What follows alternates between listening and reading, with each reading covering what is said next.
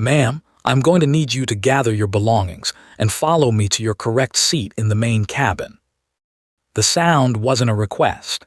It was a command delivered with the surgical precision of someone who had practiced removing people from places they supposedly didn't belong. Judge Amelia Richardson's fingers remained steady on her leather portfolio, her eyes moving from the boarding pass in her hand to the seat number above her head. A. First class. Exactly where her assistant had booked her after the keynote in Atlanta, exactly where she'd sat for the past 20 minutes watching other passengers settle in around her. What Patricia Holloway didn't know, what none of them knew, was that the quiet woman in seat 2A held the power to ground more than just this flight. Have you ever walked into a room where you knew you belonged, where you'd earned your place, only to have someone look at you like you were lost? Like you'd wandered into the wrong building, the wrong life, the wrong skin? Because what happened on that Atlanta to Paris flight on that Tuesday evening was exactly that, and so much more. If you're here for stories about people who look like they don't have power until the moment they quietly remind the world exactly how much they do, then you're in the right place. Hit that subscribe button, because these are the stories that don't make the evening news but absolutely should. Now, let's go back to where this really began. The Hartsfield-Jackson Atlanta International Airport hummed with its usual controlled chaos. 24 hours of constant motion compressed into the eternal fluorescent present of Terminal B. Judge Amelia Richardson had delivered her keynote on judicial ethics to a packed auditorium at Emory 3 hours earlier. The kind of speech that law professors would assign as required reading, and that sitting judges would quote in their opinions for years to come. She carried herself with the particular stillness of someone accustomed to being the final word in rooms full of people who were used to having the final word everywhere else. The first-class cabin of Delta Flight 447 was exactly what she'd expected. 12 seats arranged in a configuration that promised privacy and delivered it, each passenger cocooned in their own small territory of purchased space. She'd chosen seat 2A not for the window, but for the ability to work undisturbed during the 8-hour flight to Paris. Her portfolio contained the final briefs for Patterson Industries v. Meridian Airways, a merger case that would either create the second-largest airline in America or die on her desk within 48 hours. Patricia Holloway emerged from behind the galley curtain like a ship cutting through still water. 22 years with Delta, recently promoted to first-class purser after what her supervisor had diplomatically called an incident requiring reassignment from her previous economy post. She carried herself with the rigid posture of someone who had learned that authority was something you projected, not something you possessed. "Excuse me." Her voice cut across the ambient noise of passengers settling in, boarding announcements echoing from the terminal, the hydraulic whine of luggage compartments being secured. "Ma'am in 2A." Judge Richardson looked up from her documents. Patricia stood in the aisle beside her seat, arms crossed, weight shifted to suggest she had all the time in the world to wait for compliance. "Yes. I need to see your boarding pass and identification." Around them, the first-class cabin continued its preparations for departure. A businessman in 1D continued typing on his laptop. The elderly woman in 3B adjusted her reading light. No one else was being asked for documentation. No one else was being singled out for verification. The selective nature of the request hung in the recycled air like smoke from a fire no one wanted to acknowledge. Judge Richardson handed over her boarding pass without comment. Patricia examined it with the theatrical thoroughness of a customs agent processing someone on a watch list, turning it over, holding it up to the light, comparing the seat number to the overhead display with exaggerated precision. "And your ID? Is there a problem with my ticket?" "Company policy. We verify all passengers in premium cabins." It was a lie delivered with such casual confidence that it would have been impressive if it weren't so transparent. Judge Richardson had flown first class dozens of times in the past year alone, to conferences, speaking engagements, judicial training seminars, and had never once been asked to prove she belonged in the seat she'd paid for. She handed over her driver's license.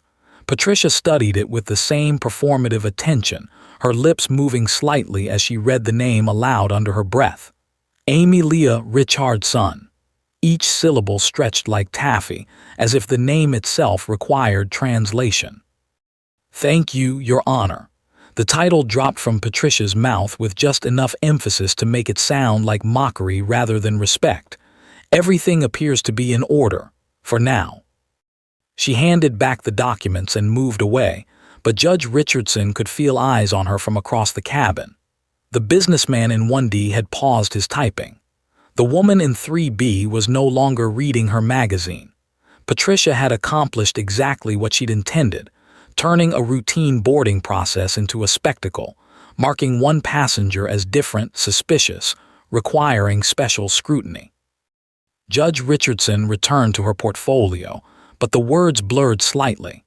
Not from anger. She'd learned decades ago that anger was a luxury she couldn't afford in courtrooms, in conferences, in any space where her competence would be measured against her composure.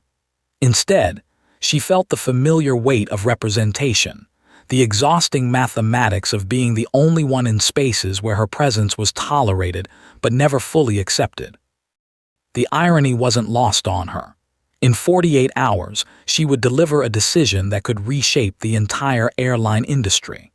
The merger she was reviewing would affect everything from ticket prices to route availability to employee benefits across 2 major carriers. Millions of passengers, thousands of jobs, billions in shareholder value, all waiting on her signature. But tonight, she was just another black woman in first class who someone had decided didn't belong. 3 hours earlier, Judge Amelia Richardson had stood in her study at 5:47 a.m., watching the D.C. skyline emerge from darkness through floor-to-ceiling windows. Steam rose from her coffee mug, Ethiopian blend, black, no sugar, as she reviewed the final briefs in the Continental Atlantic Airways merger case. The mahogany desk bore the weight of 3 decades in federal court. Bound legal opinions stacked with military precision, a Mont Blanc pen her late husband had given her for their 10th anniversary, and a photograph of her daughter in graduation robes that she touched once each morning before starting her day.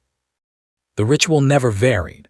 Coffee first, then the Washington Post headlines on her tablet, followed by a scan of overnight filings in her active cases. She moved through these motions with the deliberate pace of someone who understood that small consistencies created the foundation for consequential decisions. Today's schedule was lighter than usual, just the flight to Chicago for the Federal Judicial Conference, where she would deliver her keynote on antitrust enforcement in the modern economy. Her phone buzzed against the leather desk pad. The caller ID showed Chambers, even at this early hour. "Your Honor." It was Marcus, her law clerk, already at his desk despite the pre-dawn darkness. "The Continental Atlantic filing came in overnight. Their counsel is requesting an extension on the remedial measures brief." She set down her coffee with a slight clink against the saucer. "What's their justification?" "Complexity of the international route analysis. They're claiming the European regulatory compliance requires additional consultation with Brussels." Judge Richardson's reflection caught in the window glass. A woman in her late 50s, silver threading through natural hair she wore in a low chignon, still in her morning robe but with the bearing of someone accustomed to authority. She had seen this tactic before. Delay, deflect, hope for a more favorable judge or a change in political winds.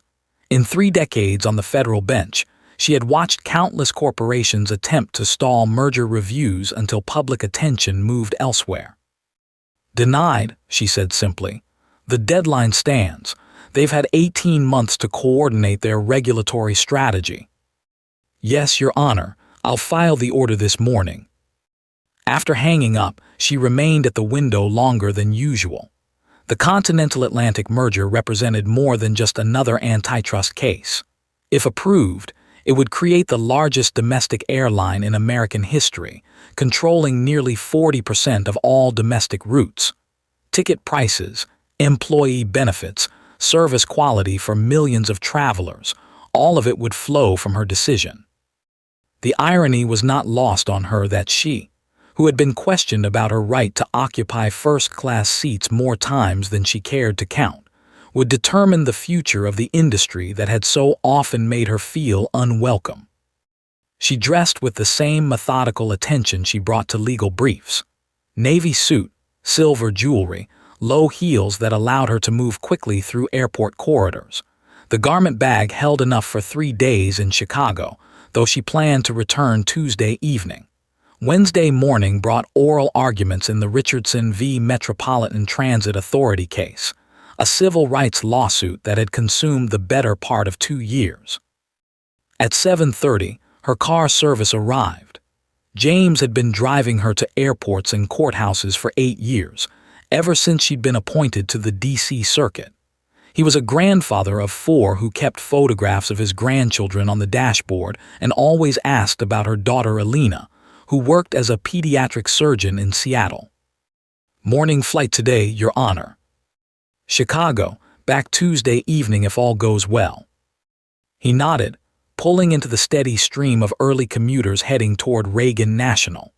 They rode in comfortable silence through the Virginia suburbs, past strip malls and office complexes where the early shift was already arriving. Judge Richardson reviewed her conference notes one final time, though she had delivered versions of this speech before. The delicate balance between promoting competition and allowing businesses the flexibility to adapt to changing markets. Her phone displayed a text from Alina. "Safe travels, Mom. Catch you on the news if you say anything controversial." Below it, a photo of her 2-year-old grandson building a tower with wooden blocks, tongue poking out in concentration. Judge Richardson allowed herself a smile. Alina had her father's humor and her mother's stubborn streak, a combination that had served her well in medical school and residency. At the airport, James helped her with the garment bag. "See you Tuesday evening, Your Honor." "Thank you, James. Give my regards to Margaret." She moved through security with the practiced efficiency of someone who traveled frequently for work. TSA agents recognized her face from news coverage of high-profile cases, offering polite nods of acknowledgement. The first-class lounge was nearly empty at this hour, a few business travelers typing on laptops, a news anchor she recognized from CNN reading through a stack of papers. Judge Richardson found a quiet corner table and opened her briefing materials one final time. The Continental Atlantic case files contained thousands of pages of financial analysis, route maps, employment projections, and consumer impact studies. 2 airlines wanting to become one, arguing that consolidation would improve efficiency and reduce costs.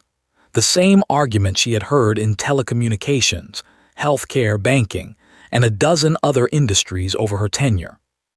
Her coffee grew cold as she read through the opposition briefs. Consumer advocacy groups warning of reduced competition and higher prices.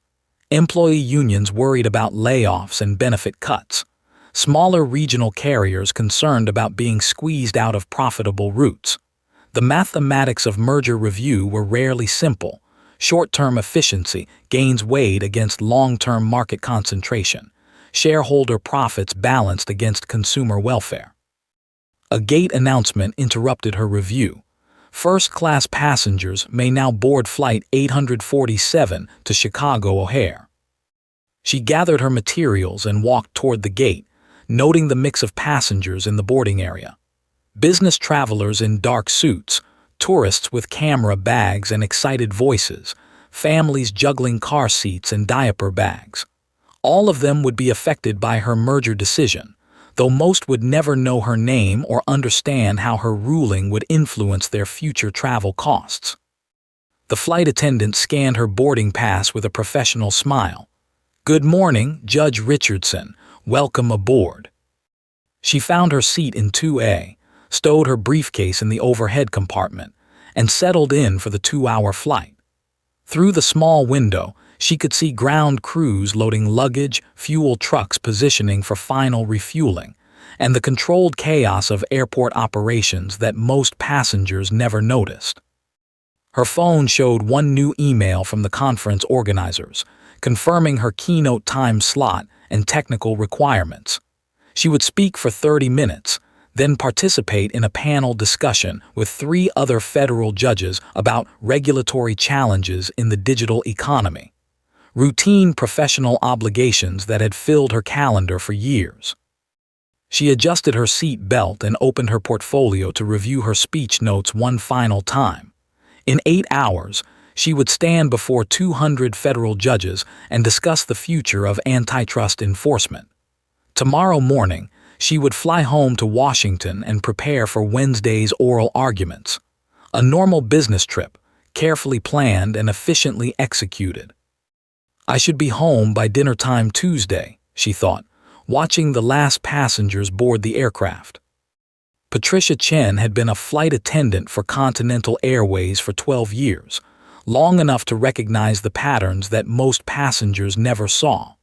She stood in the crew preparation area, adjusting her uniform jacket and checking her appearance in the small mirror mounted beside the emergency equipment lockers. At 34, she had worked thousands of flights, served hundreds of thousands of passengers, and developed the professional instincts that separated experienced crew members from rookies who smiled too much and tired too quickly. This morning's pre-flight briefing had been routine. Captain Morrison was flying, steady, professional, 16 years with the company. Sarah Williams would work the economy cabin, leaving Patricia responsible for the 12 first-class passengers on Flight 847 to Chicago. Weather was clear, no maintenance issues, expected arrival 30 minutes before schedule.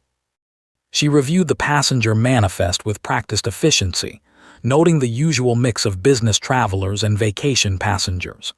The first-class cabin showed mostly male names, corporate executives probably heading to meetings or conferences. One name stood out, Richardson, A, Seat 2A. The reservation had been made through the Federal Judiciary Travel Office, indicating government business. Patricia had served government passengers before. Senators who expected special treatment, Pentagon officials who spoke in clipped sentences, State Department employees who seemed perpetually worried about missing connections. They usually traveled with minimal luggage and demanded prompt service, though they tipped less consistently than corporate executives. Walking through the cabin during her pre-flight check, she noticed the woman in 2A immediately. African American, well-dressed, reviewing legal documents with the focused attention of someone preparing for important business. She wore expensive-looking jewelry and carried a leather briefcase that showed the wear patterns of frequent travel. Her boarding pass lay on the small table beside her water glass, displaying the judge title that Patricia had noted on the manifest. Something about the scene felt incongruent to Patricia, though she couldn't immediately identify why. In 12 years of service, she had developed intuitive judgments about passenger behavior, seat assignments, and the subtle social dynamics that played out in confined spaces 30,000 feet above ground. First-class passengers typically displayed certain characteristics: confident body language, expensive accessories, the casual entitlement that came with purchasing premium seats. This passenger seemed different somehow. Too quiet, perhaps. Too focused on her work rather than enjoying the pre-flight champagne service or engaging with the amenities that first-class passengers usually expected. Patricia had served federal judges before, and they typically projected an obvious authority that commanded immediate respect from crew and passengers alike. She approached the woman in 2A with her standard professional smile. "Good morning. Can I get you anything before departure?" "I'm fine, thank you." The response was polite but distant, delivered without looking up from the legal documents. Patricia lingered for a moment, studying the passenger's appearance and demeanor. The woman's clothing was clearly expensive. Her posture suggested education and professional status, but something continued to nag at Patricia's trained instincts. Walking back toward the galley, she encountered Sarah, who was completing her own pre-flight preparations. "How's the cabin looking?" Sarah asked, checking her watch against the departure schedule. "Fine, mostly business travelers." Patricia paused, glancing back toward the first-class section. "The passenger in 2A seems different." "Different how?" Patricia struggled to articulate her instincts without sounding unprofessional. She prided herself on providing excellent service to all passengers, regardless of background or ticket class. But experience had taught her to notice details that might indicate problems before they developed. Passengers who might become disruptive, ticket upgrades that hadn't been properly processed, or situations that required extra attention from the crew. "I'm not sure, she doesn't seem comfortable up there. Passengers like her usually stay in economy, you know. First class has certain expectations." Sarah nodded absently, focused on her own preparations. Patricia returned to the galley, but her attention kept drifting back to seat 2A. She had worked enough flights to recognize when passengers belonged in their assigned seats and when something felt out of place. Corporate executives displayed natural confidence in first class. Government officials projected obvious authority. Wealthy leisure travelers showed casual familiarity with premium amenities. The woman in 2A seemed competent and professional, but she lacked the subtle markers that Patricia associated with first-class passengers. Her behavior was too deferential, too focused on work rather than enjoying the service she had paid for. In Patricia's experience, passengers who weren't accustomed to first class often seemed overwhelmed by the attention or uncertain about proper etiquette. She decided to keep a closer eye on the situation during the flight. If there had been a ticketing error or an inappropriate upgrade, it would be better to address the issue discreetly before other passengers noticed. Continental Airways prided itself on maintaining certain standards in the premium cabin, and Patricia took her responsibility seriously. She had been commended multiple times for her attention to detail and professional service standards. The captain's voice came over the intercom, announcing final preparations for departure.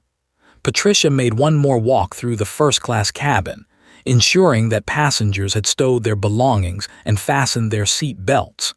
When she reached row 2, she noticed that the woman had put away her legal documents and was staring out the small window at the airport ground operations. "Excuse me," Patricia said, stopping beside the seat. Her voice carried the polite but firm tone she used when addressing potential issues before they became problems.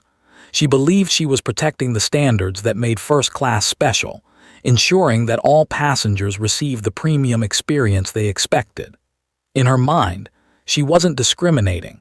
She was simply maintaining the professional atmosphere that Continental Airways promised its most valued customers.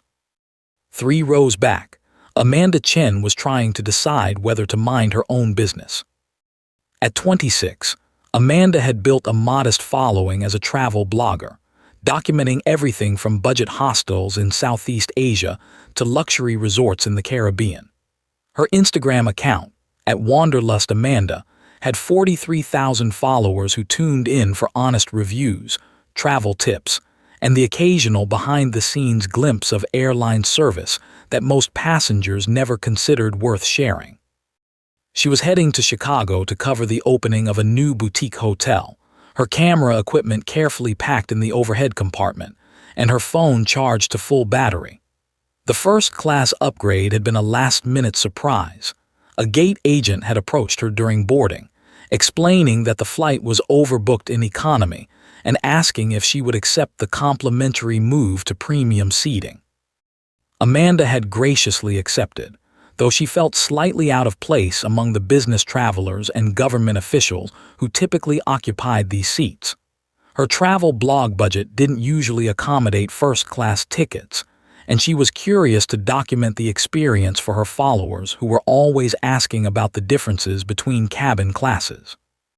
She had been preparing to post some pre-flight content when she noticed the interaction developing between the flight attendant and the passenger in 2A. As someone who spent considerable time observing airline service for her blog content, Amanda was attuned to the subtle dynamics between crew members and passengers. She had witnessed everything from exceptional customer service to passive-aggressive conflicts, and she had learned to recognize when situations were developing that might be worth documenting.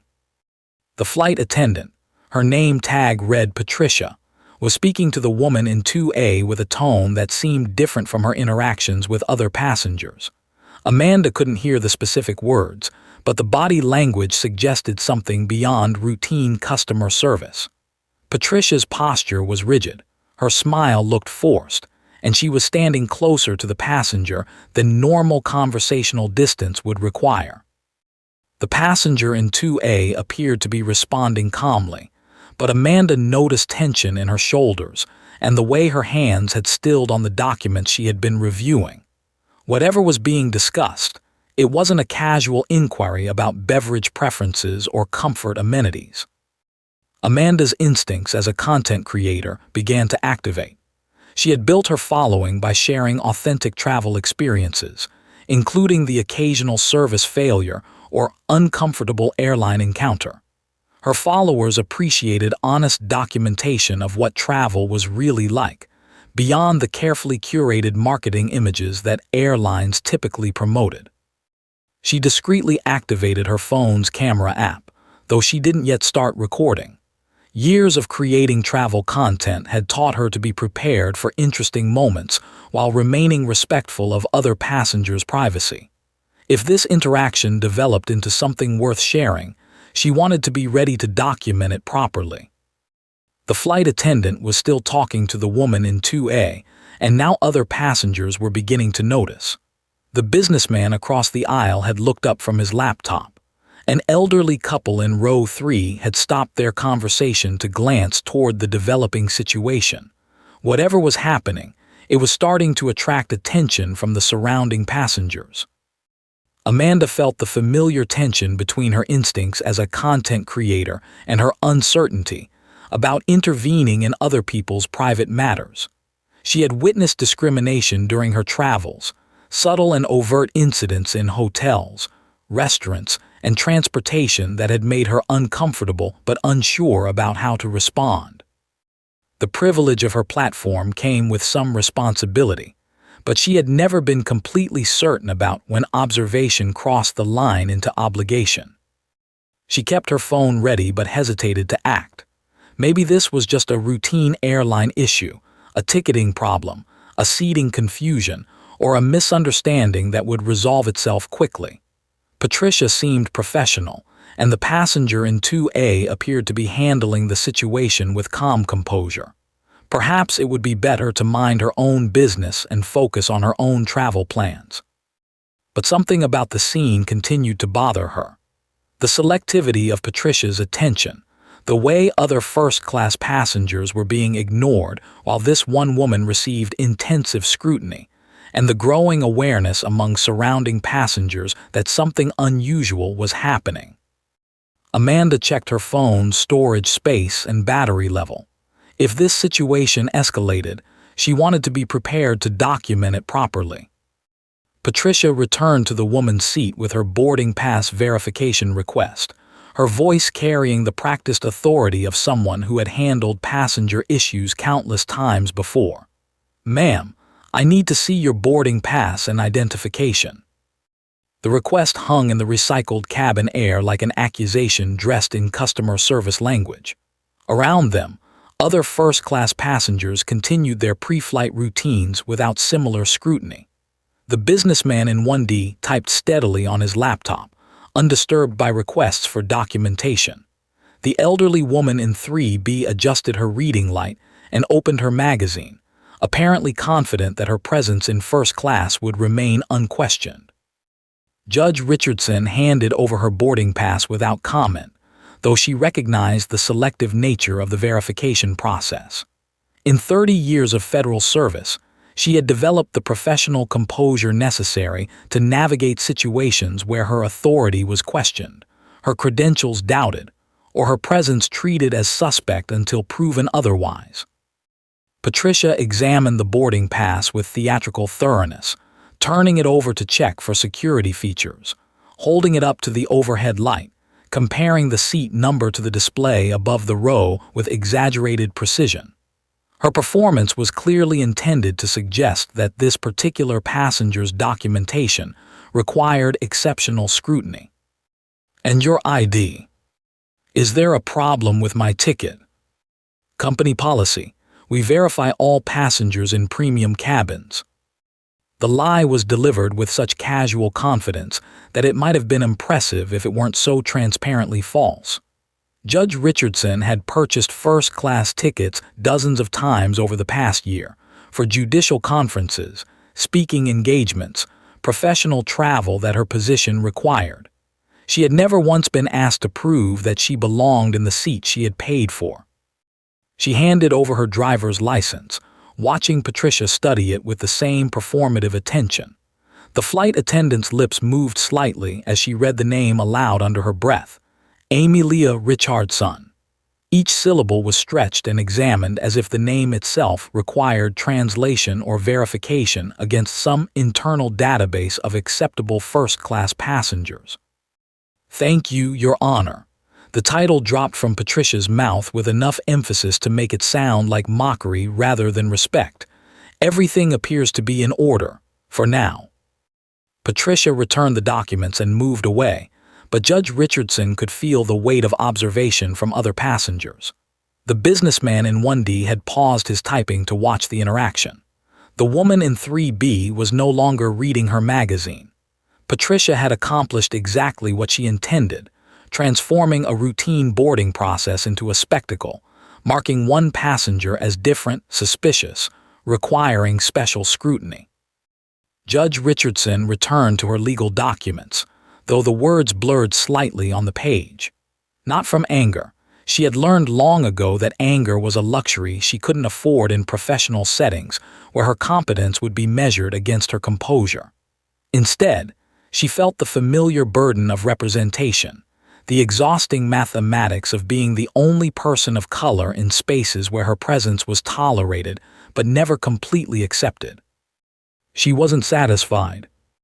Patricia walked back to the galley with the conviction that she had handled the situation appropriately. Something about the woman in 2A continued to feel wrong, though she struggled to articulate specific concerns that would sound professional in an incident report. Her 12 years of experience had taught her to trust her instincts about passenger behavior, and those instincts were telling her that this situation required additional attention. She found Sarah preparing the pre-flight beverage service, arranging champagne glasses on a silver tray with the efficiency of someone who had performed this routine thousands of times. "The woman in 2A, Patricia said, lowering her voice to the confidential tone she used for discussing passenger issues. "I checked her documentation, but something still feels off." Sarah looked up from the champagne service. "Off how?" "I can't put my finger on it. She has the right ticket, the right ID, but—" Patricia paused, searching for language that would convey her concerns without sounding unprofessional. "Passengers like her don't usually fly first class. At least not the ones I've served. They're usually more grateful for the upgrade, more excited about the amenities." "Maybe she travels a lot." "Maybe." Patricia arranged cocktail napkins beside the champagne glasses, but her attention remained focused on the passenger in question. "I'm going to keep an eye on the situation. Make sure there aren't any problems during service." The captain's voice came over the intercom, announcing that the cabin crew should prepare for departure. Patricia completed her final safety checks, walking through first class to ensure that seat belts were fastened and tray tables stored in their upright positions. When she reached row 2, she noticed that the woman had closed her legal documents and was staring out the small window at the ground crew operations. "We'll be departing shortly," Patricia said, stopping beside the seat. "Please make sure your seat belt is securely fastened." "It is." The response was quiet and controlled, delivered without looking away from the window. Patricia studied the passenger's profile, noting the expensive jewelry and the professional hairstyle that suggested education and financial resources. But something about the woman's demeanor continued to trigger her trained instincts that passengers in first class should display more obvious confidence and entitlement. Patricia returned to her preparation duties, but she found herself glancing back toward seat 2A throughout the pre-flight process. She had built her reputation on providing exceptional service while maintaining the standards that made first class a premium experience. If this passenger didn't belong in the premium cabin, whether due to a ticketing error, an inappropriate upgrade, or some other irregularity, it was her responsibility to address the situation before it affected other passengers' experiences. The aircraft pushed back from the gate right on schedule, and Patricia began the safety demonstration with practiced professionalism. But as she pointed out the location of emergency exits and demonstrated the proper use of seat belts, her attention kept drifting back to the woman who was now reading a legal brief with intense concentration. During the taxi to the runway, Patricia decided that additional verification would be appropriate once they reached cruising altitude. She would approach the situation discreetly, maintaining the professional standards that Continental Airways expected, while ensuring that all passengers received the service level they had paid for. He checked his watch, not to see the time. Amanda had positioned her phone discreetly against the window, angled to capture the developing interaction without being obvious about recording. Her instincts as a travel blogger were fully activated now. This was no longer a routine airline service issue, but something more significant that her followers would want to know about. She watched as Patricia approached seat 2A for the third time since boarding, this time accompanied by David, the senior flight attendant who typically handled first-class service issues. Amanda had noticed David earlier during the pre-flight preparations, tall, professionally groomed, with the confident demeanor of someone who had worked premium cabin service for years. The two crew members stopped beside the woman's seat, and Patricia began speaking in a voice just loud enough for surrounding passengers to hear. Amanda adjusted her phone's position and activated the video recording, though she kept the screen dark to avoid drawing attention to her documentation. "Ma'am, we've had some questions about your ticket," Patricia said, her tone carrying the authority of airline policy. "We need to verify a few additional details." The passenger looked up from her legal documents with an expression of controlled patience. "I've already provided my boarding pass and identification. Is there a specific problem?" "We're just being thorough. First class has certain standards that we need to maintain for all our passengers." David shifted uncomfortably beside Patricia, his body language suggesting that he wasn't entirely comfortable with the direction this conversation was taking. Amanda had interviewed enough airline employees for her blog to recognize when crew members were operating outside normal procedures. "What specific standards?" the passenger asked, her voice remaining level and professional. Patricia hesitated, clearly unprepared for direct questioning of her authority. "Company policy requires us to ensure that all passengers in premium seating are appropriate for the cabin environment." Amanda felt her pulse quicken as she recognized the implications of what she was witnessing. This wasn't a routine ticketing issue or a service problem. This was discrimination being disguised as policy enforcement. Her finger hovered over the live stream button on her recording app. Her followers included travel industry professionals, civil rights advocates, and social media influencers who would amplify this content if it was as problematic as it appeared. Other passengers were beginning to take notice.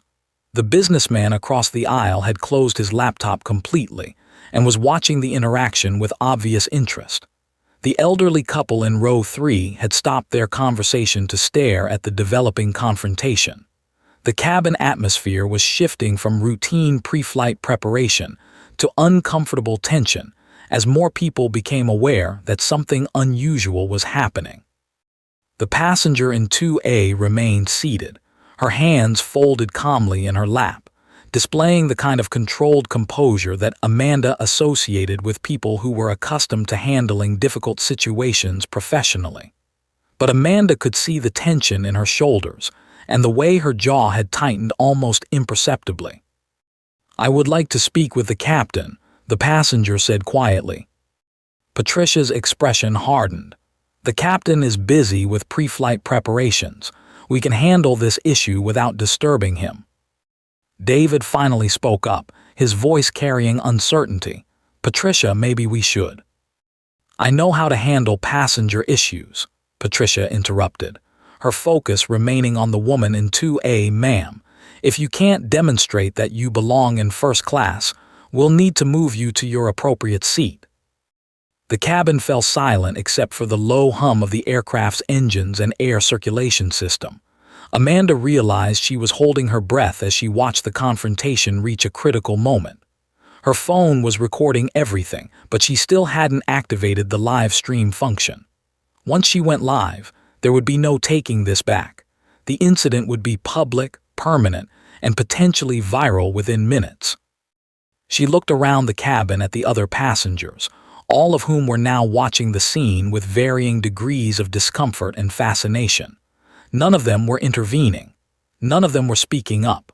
They were all witnesses to what appeared to be clear discrimination, but they were choosing to remain passive observers rather than active participants. Amanda made her decision and tapped the live stream button. Her screen showed going live and then displayed her follower count as viewers began joining the stream. Within 30 seconds, she had 47 people watching, then 63, then 92. The comment section began flooding with reactions as her followers realized what they were witnessing. "Is this really happening? Where is this? Someone needs to intervene. This is insane." She didn't call a lawyer, she didn't call the police. She called one person. Patricia had reached the limits of her patience with what she perceived as a passenger's inappropriate resistance to reasonable airline policies. In her view, she was protecting the premium cabin environment that first-class passengers expected, ensuring that Continental Airways maintained the standards that justified the higher ticket prices. She gestured for David to follow her back to the galley, where they could discuss the situation privately before determining next steps. But before they could move away from the seat, Patricia noticed that the woman was speaking quietly into her phone. The call lasted less than 30 seconds, just a brief exchange that ended with the passenger returning the phone to her briefcase. "Ma'am, did you just make a phone call?" "Yes." During taxi, passengers are required to keep their phones in airplane mode unless authorized by crew members. It was another policy violation that Patricia could cite, another justification for the scrutiny she was applying to this particular passenger. She had observed the woman throughout the boarding process and had noted several behaviors that seemed inappropriate for the first-class cabin environment. Patricia called for the captain over the internal communication system. "Captain Morrison, we need you in the first-class cabin when you have a moment." "What's the issue?" "Passenger compliance matter, nothing urgent." But as they waited for the captain to finish his pre-flight checks, Patricia noticed that other passengers were becoming increasingly uncomfortable with the situation. The businessman across the aisle was now openly staring at the confrontation. Several passengers had their phones out, though she couldn't tell if they were recording or just browsing while waiting for takeoff. Amanda's live stream viewer count had climbed to over 3,000 people, with comments flooding in faster than she could read them. The engagement was unlike anything she had experienced in 2 years of travel blogging. Her followers were sharing the stream, tagging news outlets, and expressing outrage at what they were witnessing. 12 minutes to departure, came the gate agent's voice over the cabin speakers, almost cheerful in its routine professionalism. Captain Morrison emerged from the cockpit, his presence immediately commanding attention throughout the first-class cabin. He was a man in his early 50s, with the confident bearing that passengers expected from airline pilots, wearing the four-stripe uniform that indicated his senior position with Continental Airways. Patricia approached him quickly, speaking in the low, urgent tone she used for discussing passenger issues that required command authority. "Captain, we have a situation with the passenger in 2A. There are questions about whether she belongs in first class." Captain Morrison glanced toward the passenger in question, noting her professional appearance and calm demeanor. "What kind of questions?" "She seems uncomfortable in the premium cabin, not familiar with first-class protocols. I've verified her documentation, but something doesn't feel right about the situation." The captain walked over to seat 2A, where the passenger was now reading what appeared to be legal documents related to federal court cases. Amanda adjusted her phone angle to capture the interaction, noting that her viewer count had climbed above 5,000 people. "Good morning," Captain Morrison said, his tone professional but carrying the authority of someone accustomed to resolving passenger conflicts. "I understand there's been some confusion about your seating." The passenger looked up from her documents with the kind of direct eye contact that Amanda associated with people who were comfortable dealing with authority figures. "Captain, I would like to understand the specific policy that your crew member is attempting to enforce." "Ma'am, your flight attendant has suggested that first-class passengers must meet certain standards beyond purchasing a valid ticket. I would like to know what federal regulation or company policy establishes those additional requirements." Captain Morrison paused, clearly not expecting a question framed in legal terminology. Patricia stepped forward to provide clarification, but the passenger continued speaking before she could respond. "Additionally, I would like to understand why these standards appear to be selectively enforced. I haven't observed your crew requesting additional verification from other passengers in this cabin." Amanda's comment section exploded with reactions. Viewers were praising the passenger's composure, expressing outrage at the airline's behavior, and sharing the stream with their own followers. The viewer count jumped to 8,000, then 12,000, then 15,000 within the span of 2 minutes. 9 minutes to departure, announced the gate agent. Captain Morrison's phone began ringing in his shirt pocket. He glanced at the caller ID, and Amanda noticed his expression change subtly. The call was from someone important enough to interrupt his handling of a passenger complaint. "Excuse me for just a moment," he said, stepping away from the passenger to answer the call privately.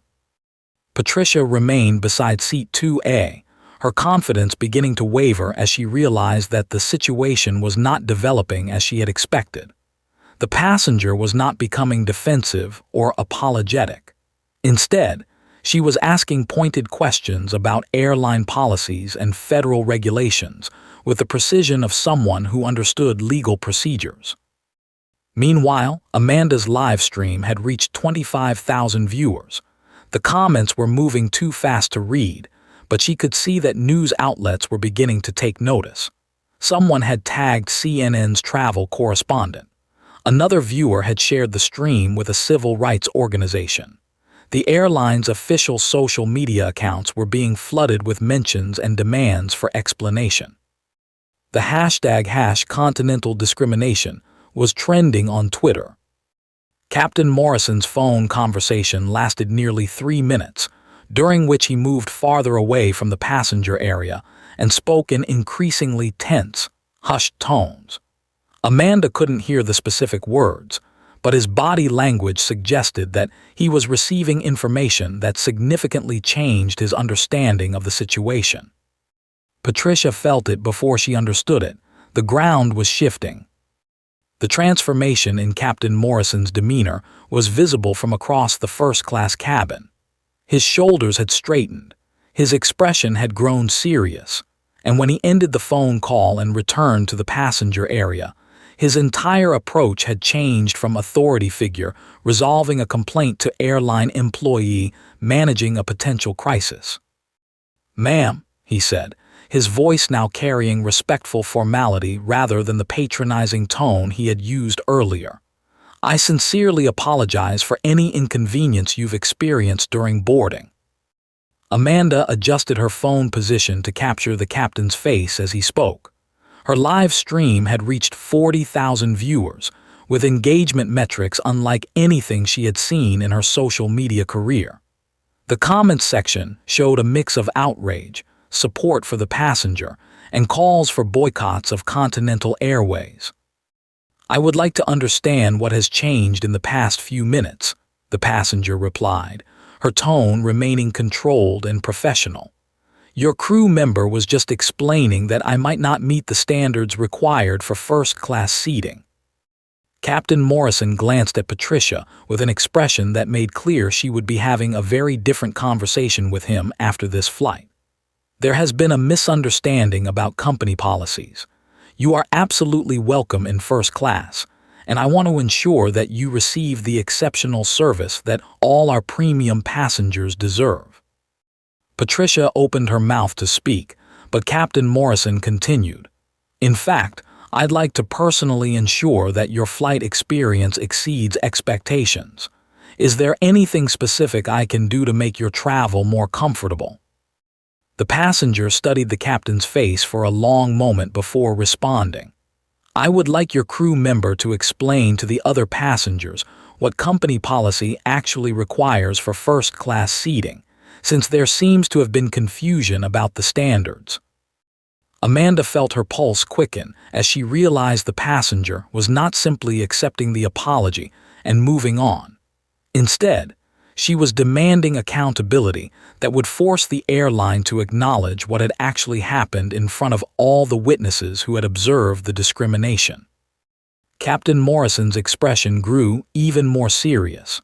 "Patricia, would you please clarify Continental Airways' actual policies regarding first-class passenger verification?" Patricia's face had lost most of its color as she realized that her actions were now being scrutinized by the captain, documented by passengers with phones, and broadcast live to tens of thousands of viewers on social media. "Continental Airways welcomes all passengers who have purchased valid tickets," she said, her voice barely audible. "And are there any additional standards or requirements for first-class passengers beyond ticket purchase?" "No, sir." "Are there any company policies that authorize crew members to request additional verification based on their personal assessment of whether passengers belong in premium seating?" "No, sir." Amanda's viewer count had climbed above 60,000 people. The comments section showed that news organizations were now actively monitoring the stream, and she could see shares and retweets spreading across multiple social media platforms. The story was becoming viral in real time, with Continental Airways' reputation being damaged with each passing minute. "5 minutes to departure," announced the gate agent, though the cheerful routine of the announcement now felt surreal given the tension in the first-class cabin. Captain Morrison's phone rang again. This time, the caller ID clearly showed corporate communications, and he answered immediately, stepping away for what appeared to be an urgent conversation about crisis management. The passenger in 2A returned to her legal documents with the composed demeanor of someone who had handled similar situations before. But Amanda noticed the slight smile that crossed her face, not satisfaction exactly, but the expression of someone who understood exactly how power dynamics worked and had just demonstrated that understanding to a cabin full of witnesses. Other passengers were beginning to murmur among themselves, discussing what they had witnessed and checking their own phones for social media coverage of the incident. The businessman across the aisle was typing rapidly on his laptop, possibly emailing colleagues or posting about the situation himself. Amanda realized that she had documented something far more significant than airline customer service failures. She had captured a real-time example of discrimination, resistance, and accountability that would likely have consequences extending far beyond this single flight. Her travel blog had stumbled into civil rights documentation, and the responsibility of that platform was both thrilling and terrifying. The captain finished his second phone call and returned to the passenger area, his expression now showing the strain of someone managing a public relations crisis while trying to maintain flight operations. "Ma'am, I've just spoken with our corporate leadership, and they have asked me to convey their personal apologies for this incident.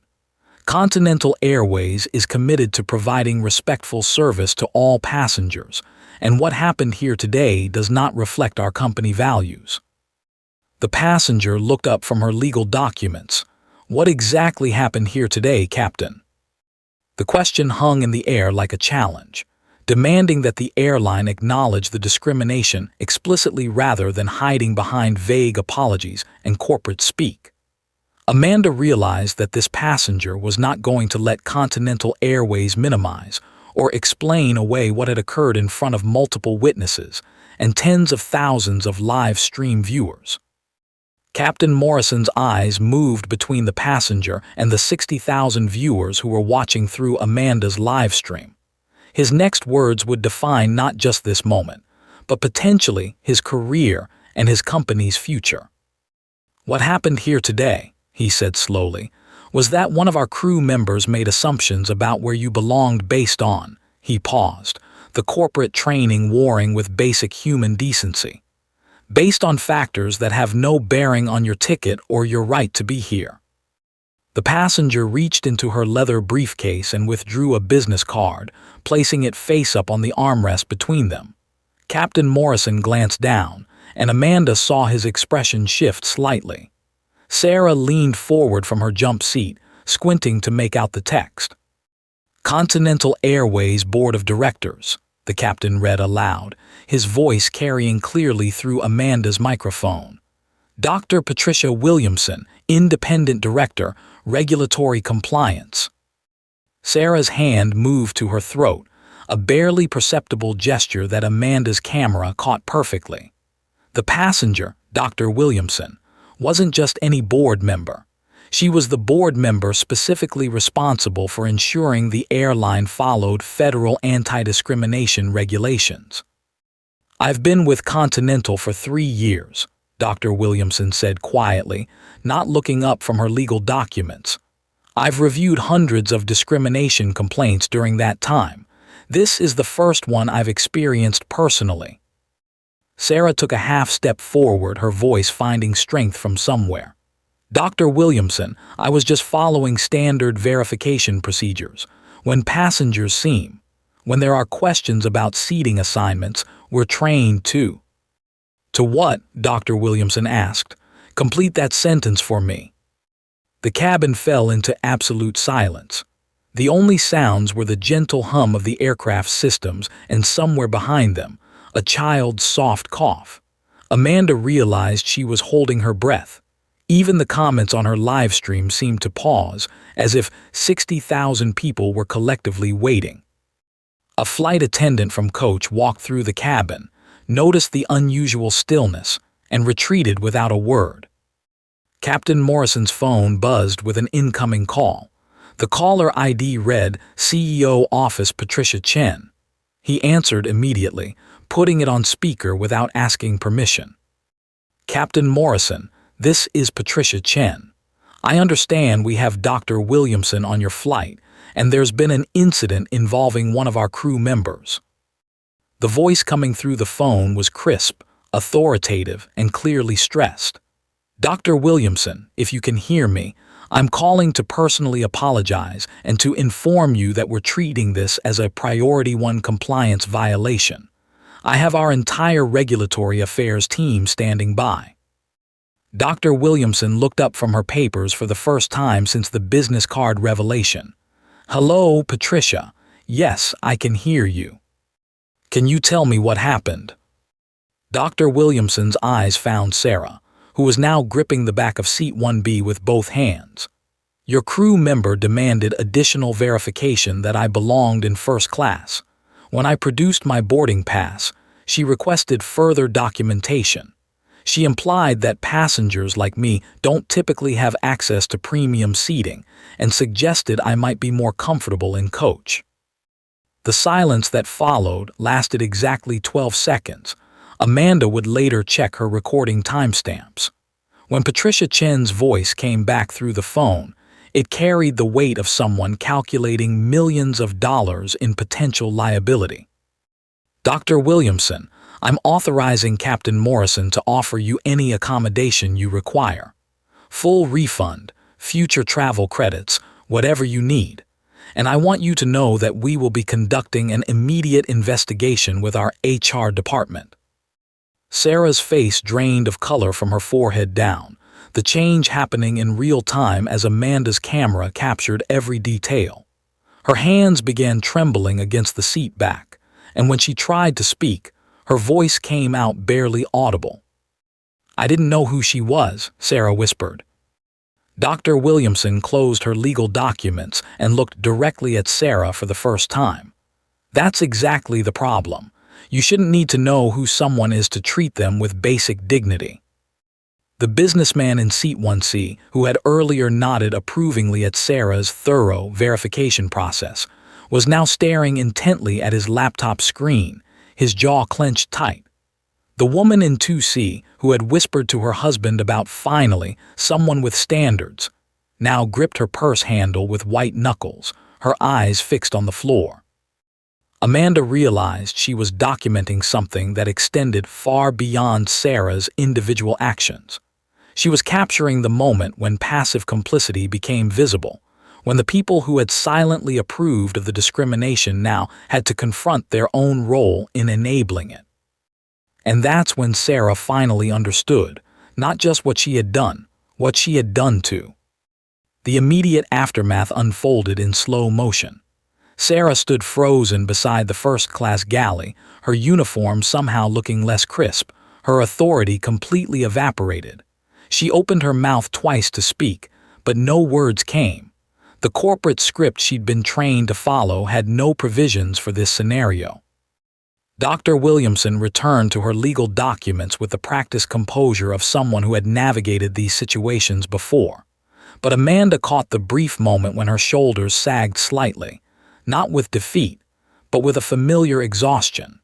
How many times had she been forced to prove her right to occupy spaces that her credentials, her achievements, and her basic human dignity should have guaranteed? The other passengers in first class were experiencing their own reckonings. The businessman in 1C, who had smiled knowingly when Sarah first approached Dr. Williamson, now found his laptop screen fascinating. His earlier nods of approval had seemed natural in the moment. Finally, someone ensuring that first class maintained its exclusivity. Now those same nods felt like complicity, and his reflection in the laptop screen showed a man grappling with what his assumptions revealed about himself. The couple in row 2 sat in uncomfortable silence. The wife, who had whispered good for her, when Sarah requested additional documentation, now studied her manicure with intense focus. Her husband checked his watch repeatedly, as if counting the minutes until he could escape this confined space and pretend this moment had never happened. For Dr. Williamson, this wasn't victory. This was just another Tuesday. Another day when her competence would be questioned, her presence challenged, her right to exist in professional spaces treated as provisional. The only difference was that this time, 60,000 people were watching.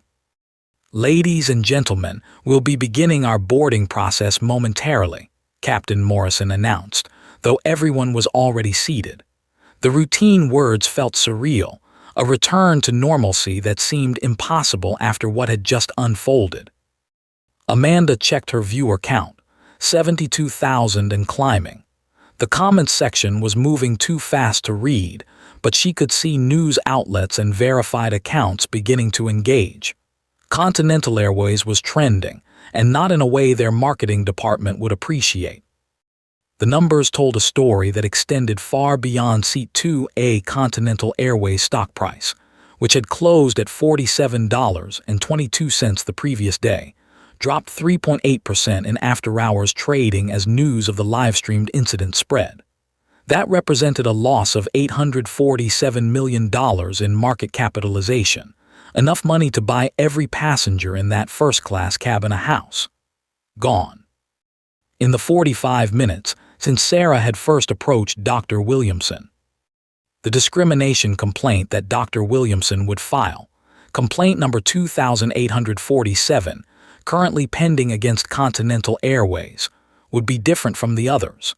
This one came with documentation, witnesses, and a live-streamed recording that couldn't be disputed or minimized. The airline's legal department would eventually settle for $3.2 million, a number that represented more than just damages. It was an acknowledgement that dignity has a price, and Continental had forced someone to pay it. Sarah's employment with Continental Airways ended that afternoon, not with the dramatic confrontation that social media might have expected, but with a quiet meeting in an airport conference room. Her union representative would argue that she had followed training protocols, but those protocols themselves became evidence of systemic problems that extended far beyond one flight attendant's actions. The crisis management firm that Continental hired charged $180,000 for their first week of damage control. Their primary recommendation was radical transparency and immediate policy changes, a sharp departure from the airline's usual strategy of legal delays and careful non-admissions of wrongdoing. The viral nature of the incident had made traditional damage control impossible. By the time the aircraft pushed back from the gate, 47 minutes behind schedule, Amanda's viewer count had reached 84,000. Her travel blog, which had averaged 1,200 views per post, would never be the same. Neither would she. The systemic changes began within hours. Continental's emergency board meeting was called for 6 a.m. the following morning, with Patricia Chen presiding over a conference table full of executives who had spent the night fielding calls from lawyers, PR specialists, and increasingly concerned shareholders. The mood in the room was tense but focused. This wasn't their first crisis, but it was their first crisis with this level of real-time documentation and social media amplification. "We have two choices," Chen announced to the assembled executives. "We can spend months fighting this and lose everything anyway, or we can get ahead of it and use this as an opportunity to actually fix our problems." The policy changes announced 3 days later were comprehensive and unprecedented in the airline industry. Body cameras for all customer-facing staff, implemented within 90 days. Third-party auditing of discrimination complaints, conducted by an independent civil rights organization. Zero-tolerance enforcement, meaning immediate termination for verified incidents of discrimination, regardless of employee seniority or union protection. Within a week, Delta Air Lines issued a statement announcing their own review of discrimination training protocols. American Airlines followed 2 days later. The viral nature of Dr. Williamson's experience had forced an industry-wide conversation that advocacy groups had been trying to initiate for years. Dr. Williamson declined 17 interview requests from major news outlets. She agreed to meet with a congressional subcommittee on transportation discrimination, but only in a closed session with no cameras. Her focus remained on policy change rather than personal publicity, a choice that frustrated media outlets but strengthened her influence with lawmakers who appreciated her focus on solutions rather than soundbites. 6 months later, Amanda sat in a coffee shop in Portland, editing a video about sustainable hotels in the Pacific Northwest. Her channel now had 340,000 subscribers, and her inbox contained messages from travelers around the world sharing their own stories of discrimination and moments when they had or hadn't found the courage to speak up. She still thought about that flight regularly, not because of the subscriber count it had brought her, or the speaking opportunities at travel conferences, or the brand partnerships that had suddenly become available. She thought about it because of what she had learned about the power of documentation in real time, and the responsibility that came with holding a camera when injustice was unfolding. The irony wasn't lost on her that her most successful content had nothing to do with the luxury travel experiences she had been documenting. It was about a moment when basic human dignity was denied and then demanded back. She still flew Continental Airways. Their new policies were actually industry-leading now. But she always kept her phone charged, just in case. Ladies and gentlemen, what you witnessed today was not extraordinary. That's the point. This story isn't really about one flight attendant making a terrible decision, or even about one passenger having to prove her right to occupy a seat she had paid for. This story is about the system of assumptions that operates beneath the surface of our daily interactions. Assumptions about who belongs where, who deserves what, and who should have to prove their worthiness for basic respect. The most telling moments in that first-class cabin weren't Dr. Williamson's quiet dignity or Sarah's discriminatory actions. They were the reactions of the other passengers who had initially nodded along, who had found Sarah's thoroughness reassuring, who had been comfortable with the extra scrutiny as long as it was directed at someone else. What would you have done, sitting in seat 1C or 2D, watching this unfold? Would you have spoken up immediately, or would you have waited to see how it played out? Would you have needed to know that Dr. Williamson was a board member before finding your voice? The difference between Amanda and everyone else in that cabin wasn't courage. It was the decision to stop waiting for someone else to act first. It was understanding that documentation is a form of advocacy, and that sometimes the most powerful thing you can do is simply refuse to let injustice happen in private.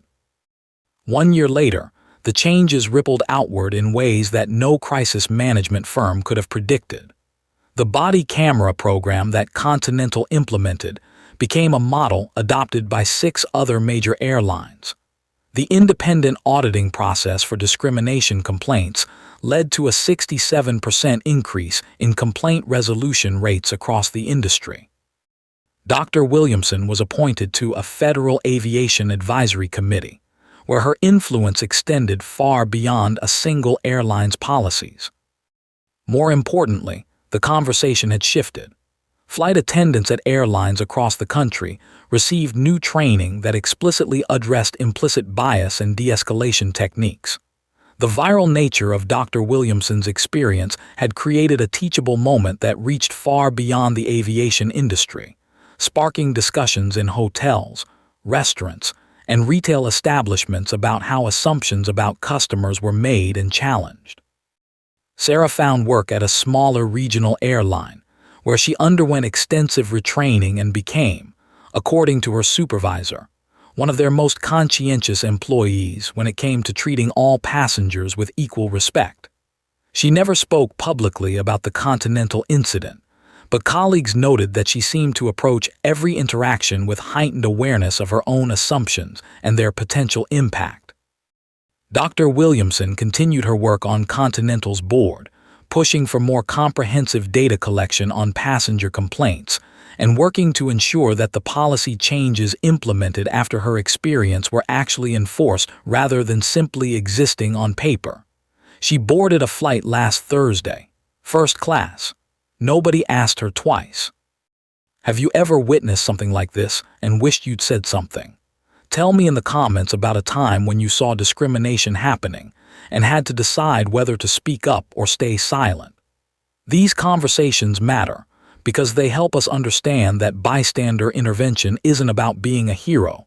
It's about recognizing our shared responsibility to create spaces where everyone's dignity is protected.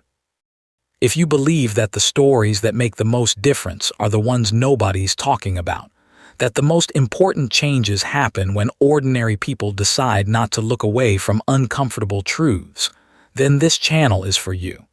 Hit that subscribe button, because we're going to keep shining light on the moments that reveal who we are and who we want to become. Tag someone who needs to see this, not to make them angry, but to remind them what quiet power looks like. Share this story, because the next time someone's dignity is under attack in a confined space with nowhere to escape, maybe there will be one more person ready to hit record, to speak up, to refuse to let injustice hide in plain sight.